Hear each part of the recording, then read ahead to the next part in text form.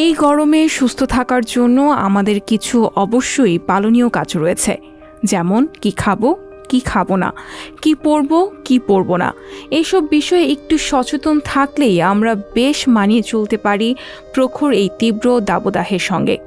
গরমে আপনি প্রতিদিন নিতে পারেন লেবু বা বেলের শরবত, যা আপনার শরীরকে ঠান্ডা রাখবে। দিনে অন্তত 10 থেকে 12 গ্লাস পানি পান করতে হবে।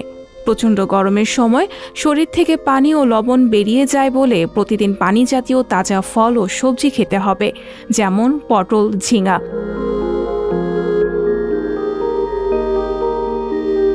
লবণ দিয়ে কাঁচা আম খেলে উপকার পাওয়া যাবে, হিট স্ট্রোক থেকে রক্ষা পাওয়া যাবে। এই গরমে ডাবের পানি আপনাকে বেশ শান্তি দেবে। এতে আছে potassium, sodium, magnesium, calcium, sulphur, chlorine ও ফসফরাস। অন্যদিকে প্রচণ্ড রোদে বাইরে থেকে ঘুরে আসার পর অতিরিক্ত ফ্রিজের ঠান্ডা পানি অথবা খাবার খাওয়া উচিত নয়। এতে আরাম হলেও শরীরের তাপমাত্রা তারতম্যের জন্য ঠান্ডা লেগে যেতে পারে।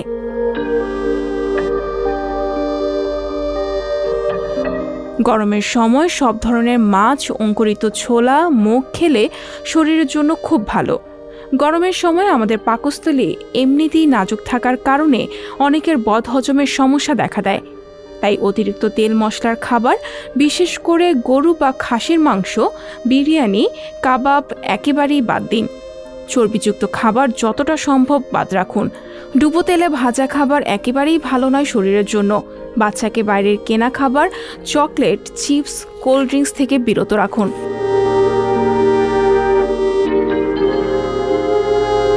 এবার চলে আসে এই গরমে আপনার পোশাক কেমন হওয়া উচিত।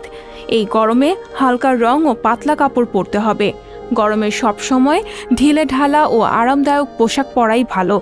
যে কোনো হালকা রং গরমে বেশ আরাম দেয়।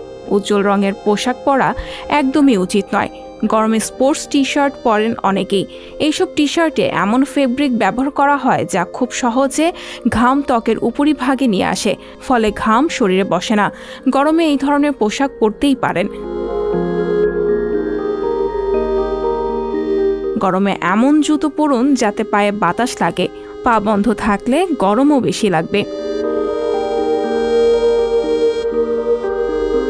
সঞ্চিতা শম্পা, সংবাদ প্রকাশ।